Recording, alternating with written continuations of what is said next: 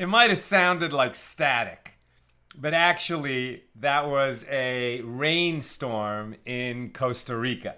We can't play music now because we've entered the 9 days.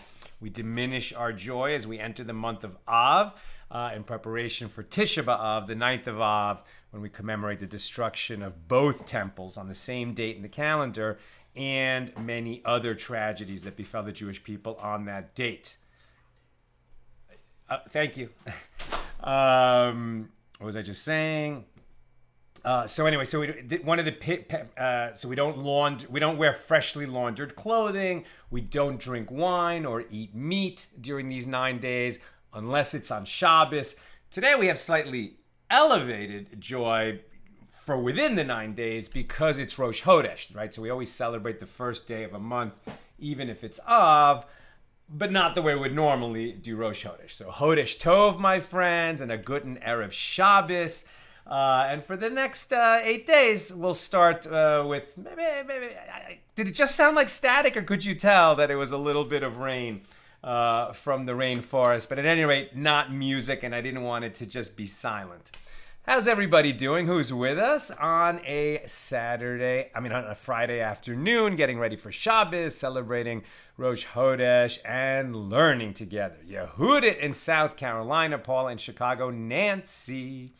We'll watch the replay. James in Indianapolis, Christina in Texas, Bill in Mid-Missouri, Shandor in the Bronx, Pauline in Chicagoland, Seymour in Michigan, John in the Pacific Northwest, Catherine in Oregon, Bell in Florida, Tom in PA, Dan in Toronto. Welcome. Gordo in Scotland. Must be Friday. Sharon, when he can catch us live because it's not the middle of the night. Sharon in New Jersey. Oh my goodness. I am outside the hospital as they won't let me in with my husband in the ER, so I might have to drop off quick later. Oh, Sharon, may your husband have a refuah shlema. We're davening for him. Lynn in Michigan. Helena in Finland. Great to see your name here, Helena. Helena was with us on the very first day of AT Daily when we began this cycle in January 2020. Melissa in Great Neck. Dan likes my shirt. We sell these. If you're interested, you can get them from, there's a link at the top of the Facebook page or on our website. Of course, a reference to the Coen Brothers movie. I think everyone is davening for Sharon's husband. Cecil in Arizona. John says, I need that shirt. Tom Hodesh Tov. Paul in the Great Northwest. And it also says, by the way, Accidental Talmudist on the back. It's a great shirt. You always get comments when you wear it. Paul and Shalom. Aoife in Florida. Bill says, I thought it was the sound of an air conditioner. Truth to tell. Yeah, what can I say? Later, it gets a little bit more specific, and you can hear the thunder as well in that rainstorm. I recorded it myself. I mean, it was amazing. I was just sitting on this balcony in our hotel. The rain was so heavy for an hour. And like in person through a good speaker, it's incredibly relaxing. Sometimes I still fall asleep to it. Also in Finland is Christina from Helsinki, Lynn in Michigan. And over there on the YouTube side, no one has stated their names. Welcome, everybody. We have a really interesting daf today. We are in Tractate Kesubos, the 15th volume of the Talmud. We're in chapter 2. Today, continuing our discussion of Mishnah number 4, and we'll get into Mishnah number 5. Generally speaking, this tractate is about marriage contracts, but we're learning a lot of laws of testimony, witnesses, who is credible, who is not, and particularly today, how is a presumption, how is a presumptive state established, and how is it uprooted, right? So what are we going to assume about a person or thing based on their circumstances? You know, what is the presumptive status of that thing, and how do we uproot that presumption? We picked this up at the bottom of page 22b. Our particular Mishnah number 4, is with regard to a woman that we don't know anything about her, and she doesn't have, for whatever reason, the documents were lost, right? So she wants to get remarried, and she says, I was married, but then I was divorced. So when she says that she was married, at that point, because of her statement, she became prohibited to everyone. So the mouth that prohibited is the mouth that permitted. When she says, I was married, but I divorced, we believe her because she didn't have to say anything about having been married. We would have just assumed that she's a single woman and she's free to get married to anyone. Now that she says she was married, which made her prohibited to all the men in the world, but that she was divorced, which made her permitted again, we believe her. However, if somebody else testified about her that she had been married and said, yeah, but I was divorced, now we would say, well, show your document of divorce. Show the get, the bill of divorce, so that you become permitted again. This is not about the emotions surrounding these kinds of sad circumstances. Normally, this wouldn't come up. She would have the bill of divorce, or people would know her, the community would know her. It's some unusual circumstance where we have to bring in these evidentiary principles. Likewise, if she said, I was taken captive, which in ancient times meant she was enslaved by the enemy, and most women in that tragic circumstance were raped while they were there. Therefore, when she comes back, she would be prohibited to marry a priest. A priest can't marry even a divorcee, let alone a woman who was raped. It's not her fault. She's permitted to every other Jewish man in the world, just not a priest. But if she herself, no one knows anything about her, and she says, yes, I was once, taken captive, but I remain pure, same principle. The mouth that prohibited is the mouth that permitted. She didn't have to say anything. But if someone said about her that she had been taken captive, then when she says, yes, but I remain pure, that's not enough to make it credible. She would have to bring further evidence. Okay, we picked this up at the bottom of 22b. The sages taught, in a case where two witnesses say, this woman was betrothed, right? So in the way this used to be done in ancient times is that a couple would first become betrothed. It's more than a modern engagement. Once they're betrothed, even though they haven't consummated the union, they haven't stood under the wedding canopy, they're considered married. And from that time on, she's prohibited to every other man and only permitted to her husband.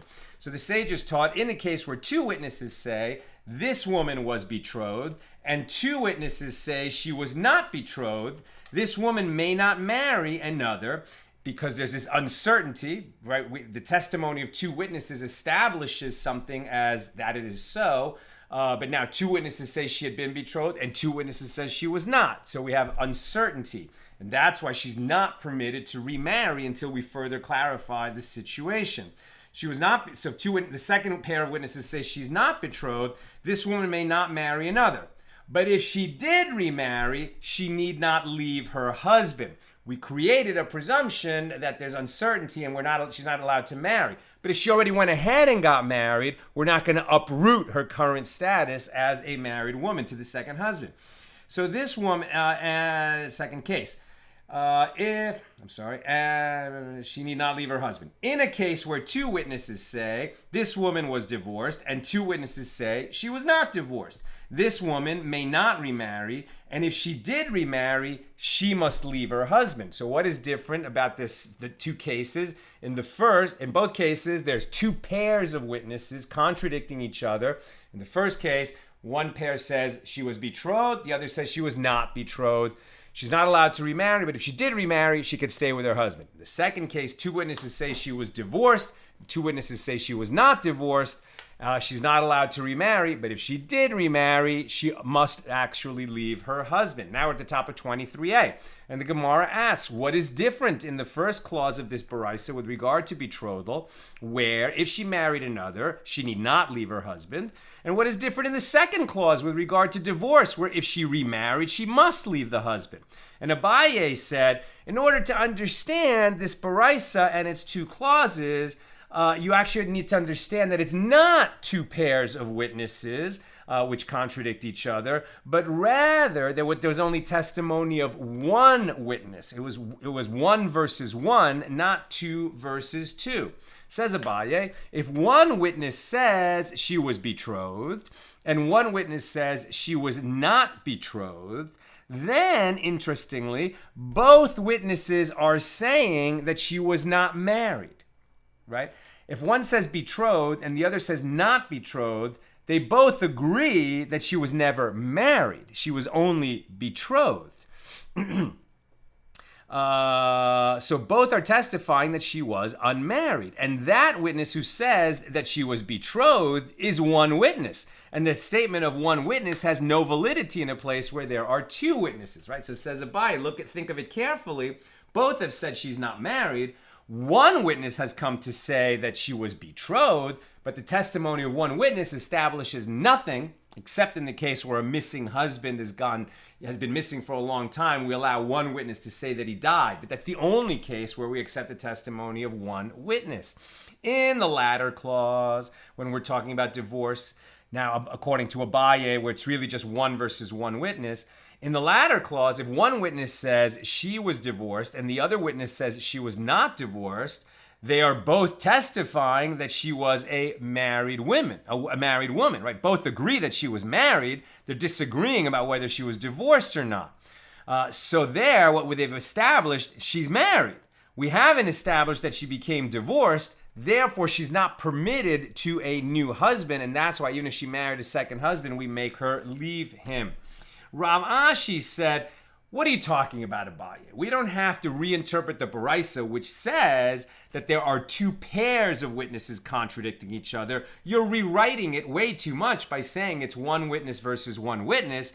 Rather, says Rav Ashi, actually it is a case where there are two witnesses testifying that she is betrothed and divorced, and two testifying that she is not betrothed and not divorced. And in order to explain the difference between the case of betrothal and the case of divorce, reverse the two rulings. I mean, it's not that Rav Ashi is leaving the rulings as they are and seeking to explain the difference. Like Abaye, he's going to change the Baraisa the way we've received it, but he says instead of changing it to one witness versus one witness, rather he says reverse the rulings. What does he mean?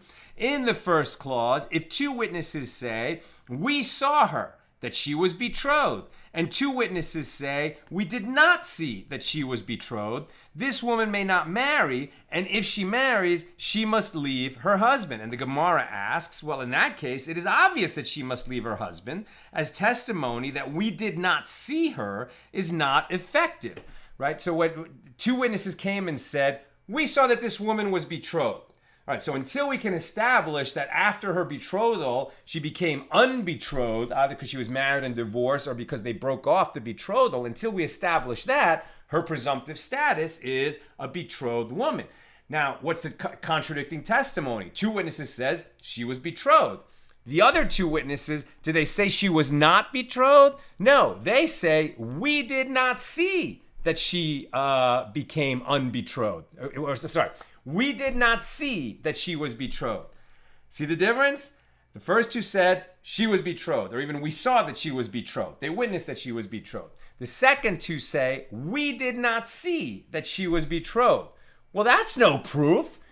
Billions of people in the world did not see that she was betrothed. They weren't present for that. These two witnesses haven't said anything at all. And so this is a woman whose status remains presumption of betrothal, and she's not permitted to remarry. And if she did, she must leave her husband unless she can prove, right, that she became unbetrothed. Now the Gemara asks, so the Gemara says it is obvious that she must leave her husband because testimony that they did not see her is not effective. But the Gemara answers, no, don't be so quick to say the testimony that we did not see is meaningless. It is necessary to teach the law in a case where the woman and the witnesses reside in the same courtyard. It's not that we're talking about the billions of people who live in the world and didn't happen to see that she was betrothed. It was her next door neighbors in the same building. And if she had become betrothed, they would have known. So that's why their testimony means something. Lest you say, if it is so that she was betrothed, the matter generates publicity, and the fact that the neighbors did not see that she was betrothed indicates that she was not betrothed. Therefore, the Baraisa comes to teach us that people are prone to betroth a woman in private, with even their neighbors unaware. Right, so according to this understanding of our Baraisa as explained by Rav Ashi, he's saying that that the way we understand it is that she has to leave the husband because two witnesses say she was betrothed. Two witnesses came and say we didn't see that she was betrothed. for sure she would have to leave the husband. But even if we say that, but they're neighbors and they would have known, and therefore there's uncertainty, and so she can remain with her husband if she already married him.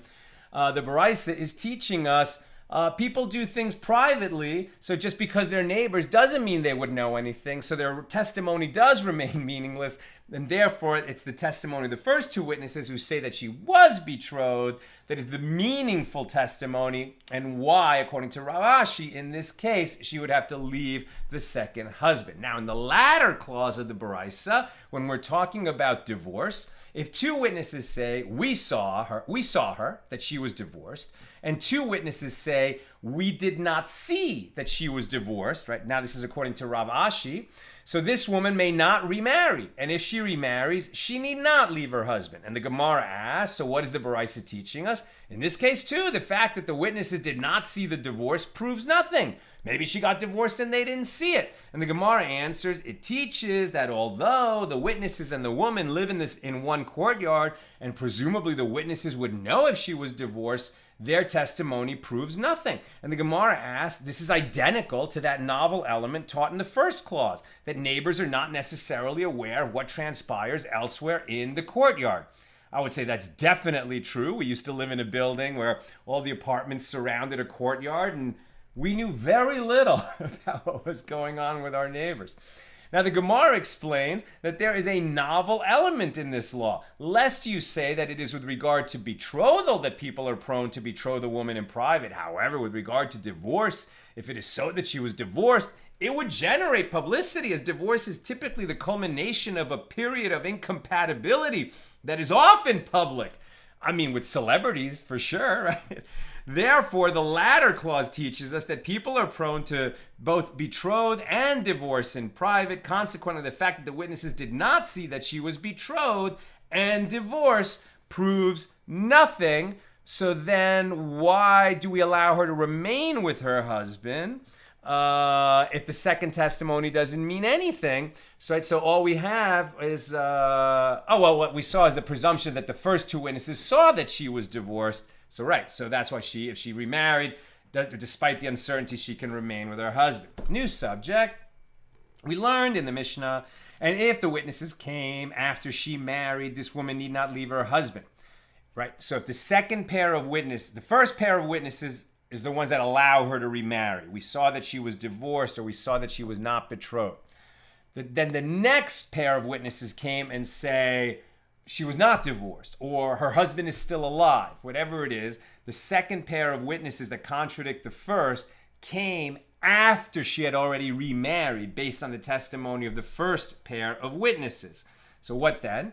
So we learned in the Mishnah, and if the witnesses came after she married, this woman need not leave her husband. Now, two cases were cited in the Mishnah, one with regard to a divorcee and one with regard to a woman taken captive, right? So the Baraisa that we just brought down was about betrothal or divorce, but the Mishnah that we're discussing, Mishnah number 4 here in chapter 2, the two examples are a woman who was divorced, she said she was married and then divorced, or two witnesses say she was married and then she was divorced.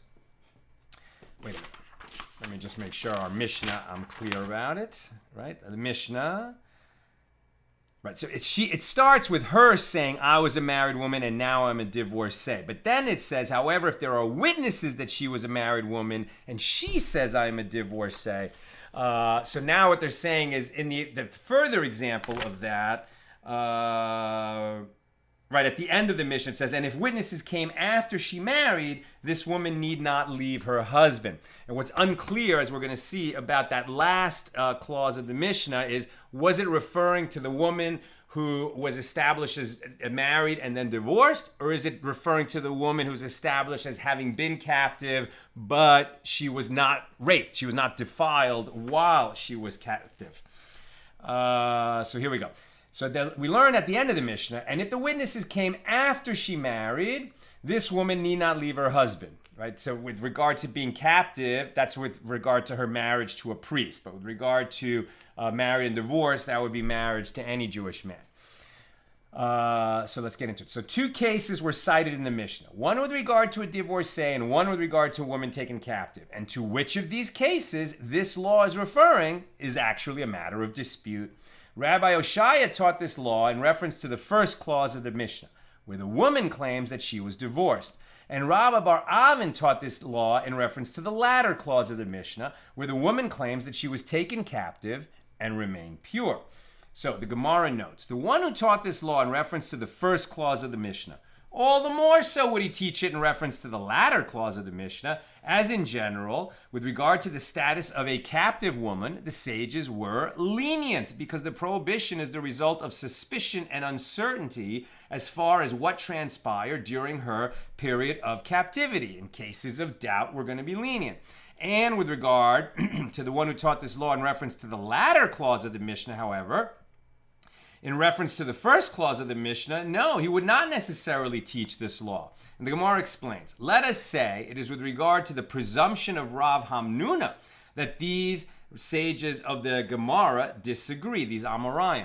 The one who taught the law in reference to the first clause of the Mishnah and maintains that if the witnesses came after she married, this woman need not leave her husband, he holds in accordance with the presumption of Rav Hamnuna. What is that presumption? He said that a woman is not insolent in the presence of her husband, and therefore her claim that she was divorced is accepted. A woman wouldn't lie and say, yeah, well, we were married, but we were divorced, if her husband is standing right there next to her, is what Rav Hamnuna says. And the one who taught this law in reference to the latter clause of the Mishnah and rules that the woman taken captive need not leave her husband, the priest, while the woman who claims that she was divorced must leave her husband, he does not hold in accordance with the presumption of Rav Hamnuna. And the Gemara rejects this explanation. No, actually, everyone holds in accordance with the presumption of Rav Hamnuna. And here it is with regard to this that they disagree. As one sage who holds that the woman who claims that she was divorced must leave her husband, maintains that when the presumption of Rav Hamnuna was stated, it was stated specifically in a case where she was in his presence. However, when she is not in his presence, she is insolent, and she would say that she's divorced even if she wasn't. And the other sage who holds that the woman who claims that she was divorced need not leave her husband, maintains that when not in his presence, she is also not insolent. Excuse me. Therefore, her claim that she was divorced is accepted. New subject. We learned in the Mishnah, and if the witnesses came after she was married, this woman need not leave her husband. Now, the father of Shmuel said, Shmuel the sage in Babylon, the father of Shmuel, who was also a sage, said, married does not mean actually married. Rather, once the court permitted her to marry, although she has not yet married, she need not leave her husband. Right, once the court says, right, so somebody says, she brings witnesses, she was married and then divorced. She's now permitted to remarry. Once the court says that, she's permitted to remarry, even if witnesses come after and say, well, wait a minute, she's not divorced. She doesn't have to leave her husband if she already married him, but according to the father of Shmuel, as soon as the court says she's permitted to remarry, she's permitted to remarry, even if those later witnesses come after that. Sages are being lenient to allow her to get on with her life. And the Gemara asks, but doesn't the Tana, the rabbi of the Mishnah, teach she need not leave, meaning that she need not leave her husband, right? Not that only if she's already married. What are you talking about? She need not leave the state of being permitted to remarry.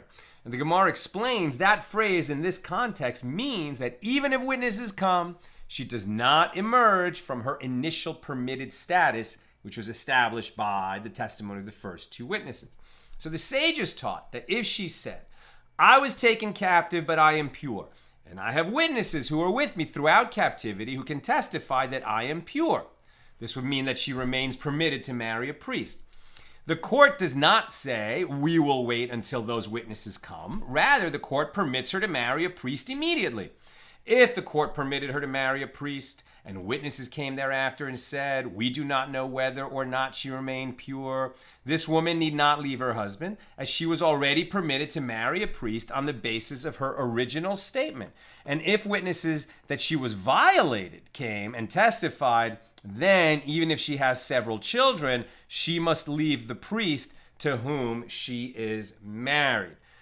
I think in practice, my sense is, if she married a priest and had children with him, and then it turns out that while she was a captive, she'd been violated, and that was established by the testimony of witnesses. So she would have to leave her husband, and there would be two consequences. She would have to leave her husband, and her children, her male children by that husband, who would be priests themselves, are now considered halalim. They're disqualified priests, right? Because they're children of a marriage between a priest and a woman who was disqualified to marry a priest because she had been violated.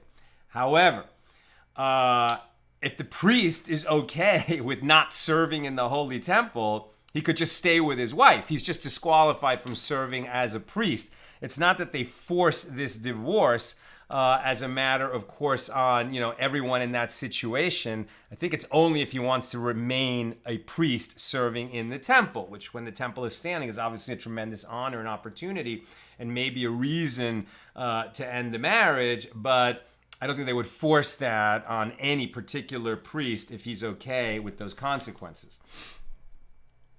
Now the Gemara relates, there were these captive women who came to Nehardea in Babylon, and their captors, so Nehardea, important city with a yeshiva in it in Bavel.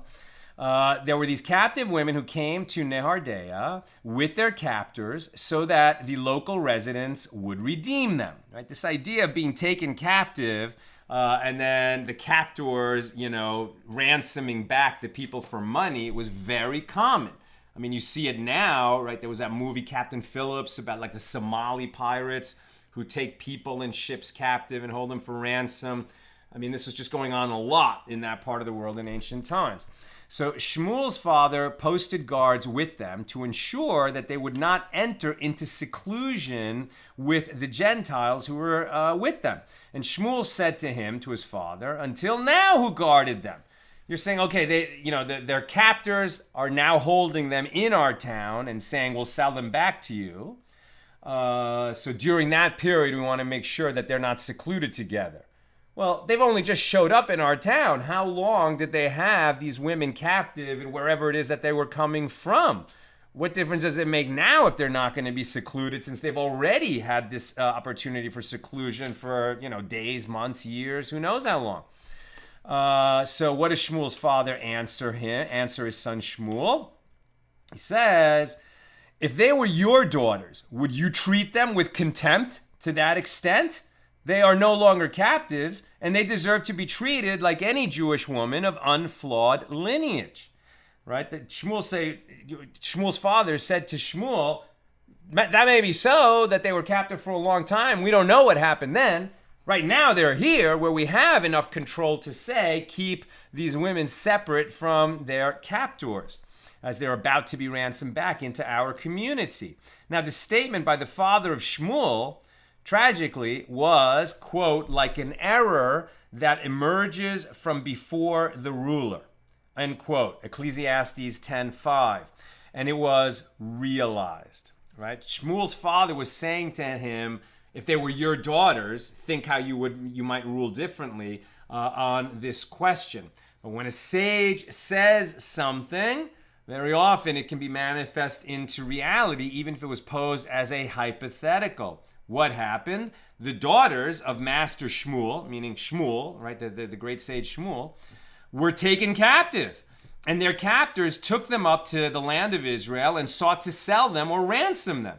Shmuel's daughters left their captors, right? So they were taken prisoners somewhere, maybe in Babylonia or near Babylonia, and their captors, instead of taking them back to Babylonia to ransom them there, they were, I guess, on the move, and they ended up taking them to the land of Israel. But they were Jewish girls, and so they sought to sell them back to the Jewish community, have them redeemed by Jews in Israel, where they were not as well known as the daughters of Shmuel would be in Bavel, right, where Shmuel lives.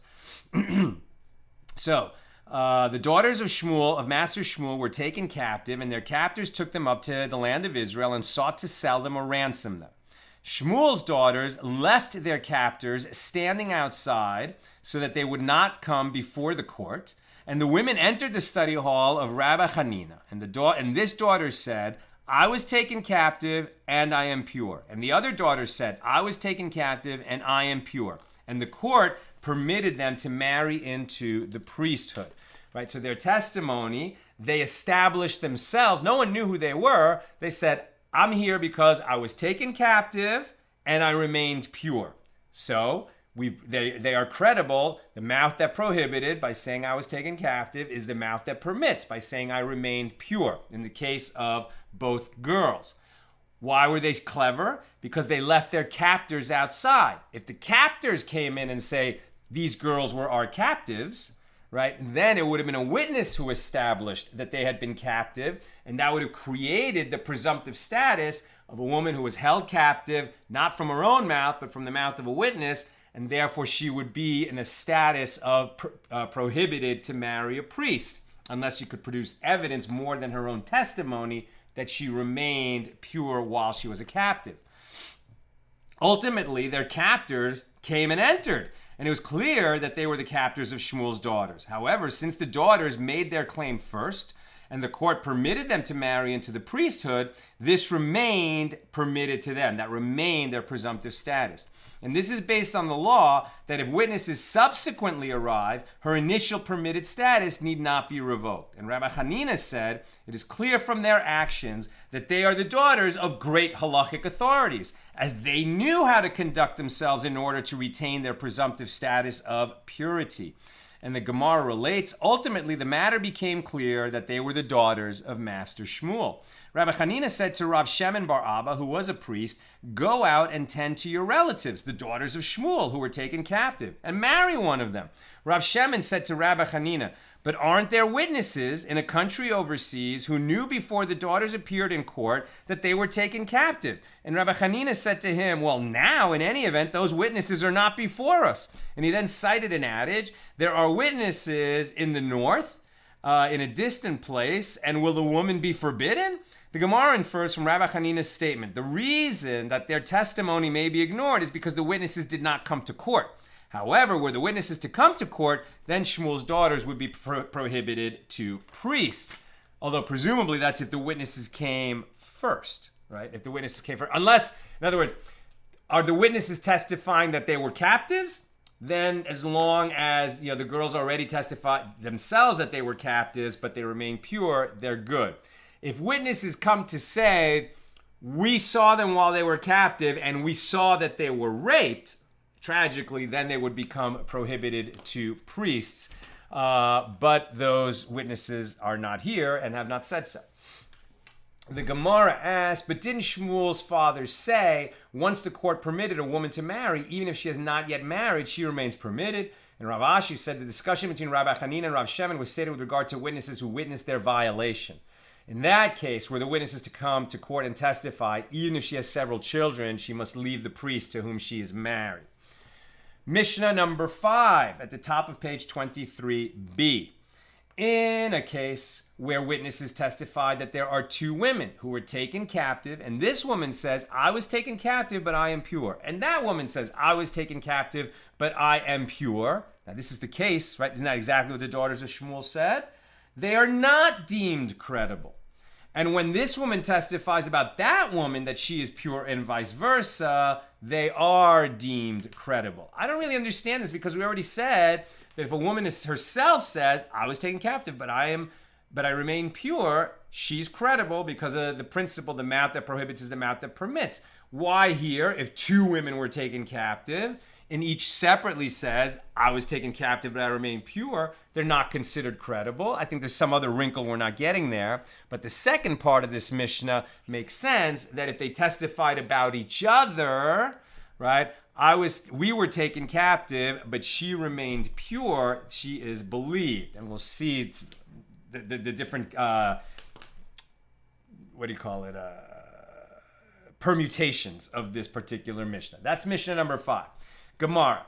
The sages taught in the Tosefta, if one of the women says, I am tainted, but she is pure, she's deemed credible on both counts. If she says, I am pure, but she is tainted, then she is not deemed credible with regard to herself, nor with regard to her counterpart. If she says, I and my counterpart are both tainted, she's deemed credible with regard to herself, but not credible with regard to her counterpart. And if she says, I and my counterpart are both pure, she's deemed credible with regard to her counterpart, but she is not deemed credible with regard to herself. So this would be in a case, right, where witnesses, that's what the Mishna started with.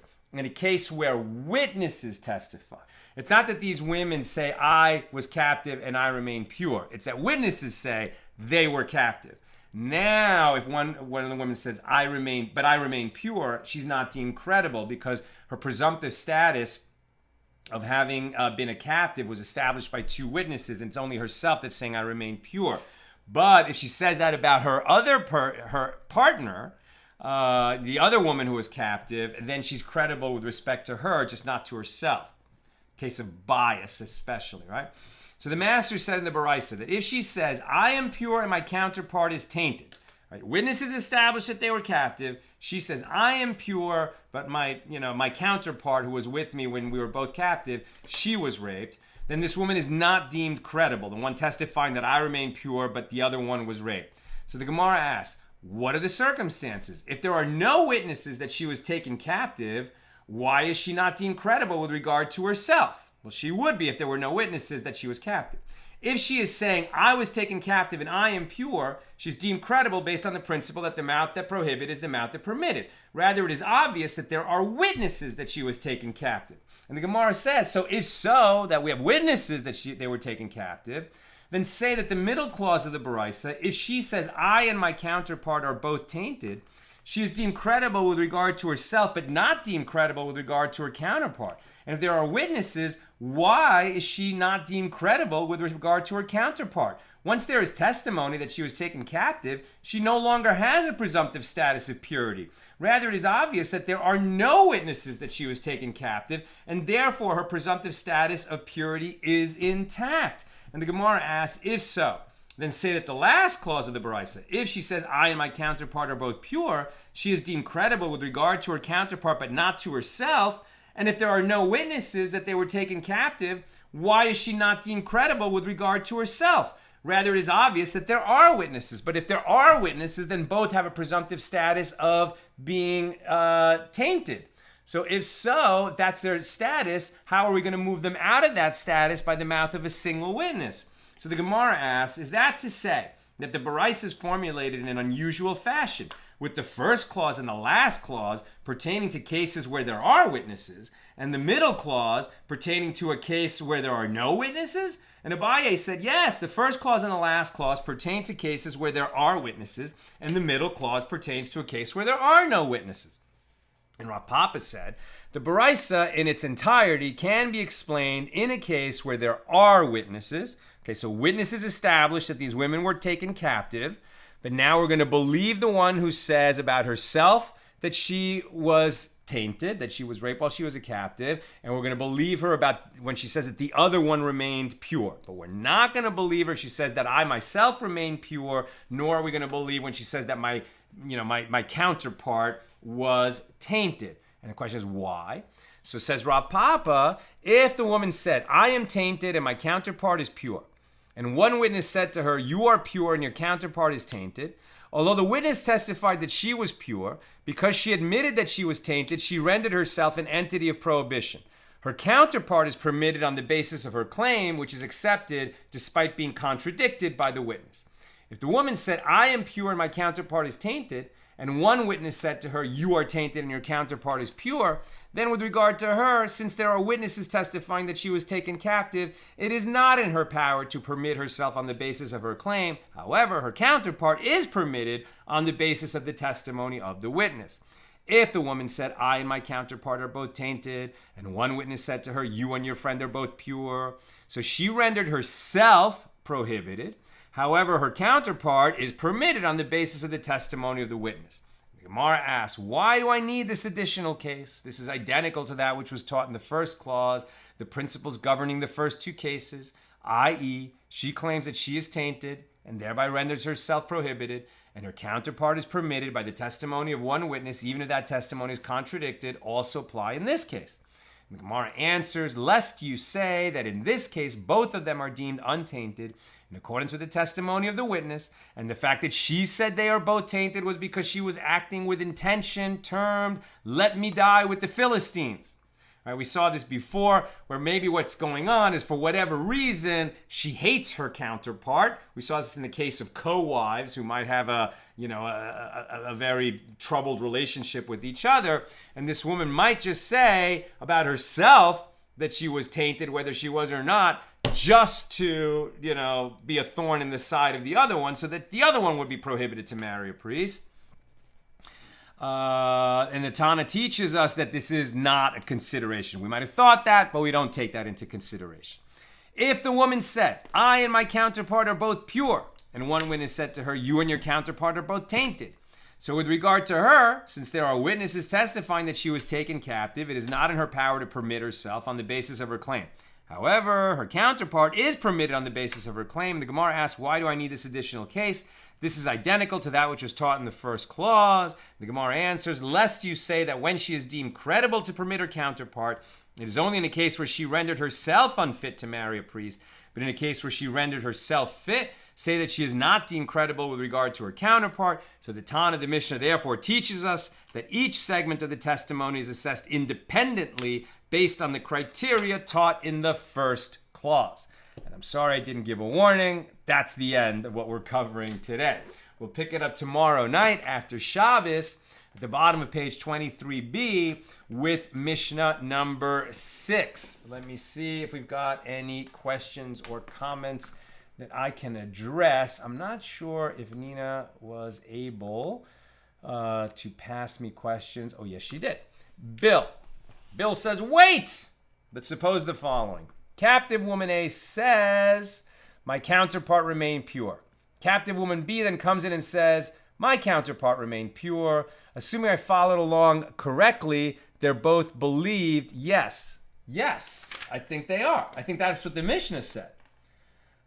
But I am pure. That one says, I am pure. They are not deemed credible, but when this woman testifies about the other woman that she is pure and vice versa, they are deemed credible. So, right, you forgot that they said that exact statement of facts, that exact set of facts in the Mishnah, because we got so into the weeds on the Gemara, bringing all these possible cases, but you figured out exactly where it should end up, which is where we started with that case in the Mishnah. Good job, Bill. Sharon, why is it so important to these women that they are able to marry a priest in the first place?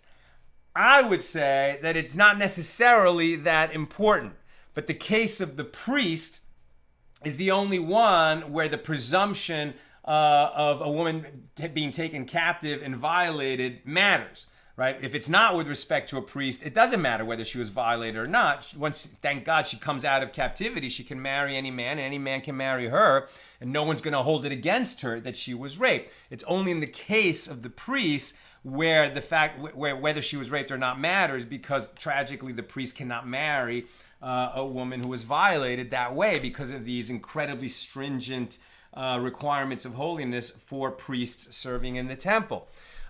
So, like, in the same way that the sages will spend so much time discussing the cases of the tumtum and the androgynos, the genders of a person who is both male and female or neither male nor female, even though those cases, which are kind of like physical instances that are so rare in the population, the sages spend many pages discussing that, because it's those liminal cases where the law is interesting, right? When we're not so close to the edge, the questions don't come up. So I think it's just, as always, it's the legal discussion that's going on here, not the emotional discussion tied to reality, as it were, except when they're bringing down incidents of what things that actually happen. They're just trying to figure out what is the law in these very tough, edgy cases. And I think that's why they spend so much space on that, right? Okay, my friends, that's what I've got. And with God's help, we'll be together again tomorrow night at the regular time. Motzi Shabbos. Shabbos going out. Now we're starting to get a little bit earlier with the end of Shabbos as we're sort of getting into the second half of the summer. but it's still pretty late, and I'll try to get on the air by about 9:30 Pacific. May these 9 days that we're in now be a time of meaning and reflection. You know, our sages teach that the temple was destroyed in Jerusalem due to sinas chinam, right? Baseless hatred among Jews. Right? It's bad enough that the world is often, you know, persecuting Jews and trying to do us harm. Why would we be so disunited as to, you know, have baseless hatred among ourselves? And elsewhere there's a teaching that what is baseless hatred? Any hatred among the Jewish people. If we could learn to love one another, we'd go a long way toward rebuilding the third temple, you know, sort of ushering in the era of the Messiah. The Messiah would come quicker if we could all get united.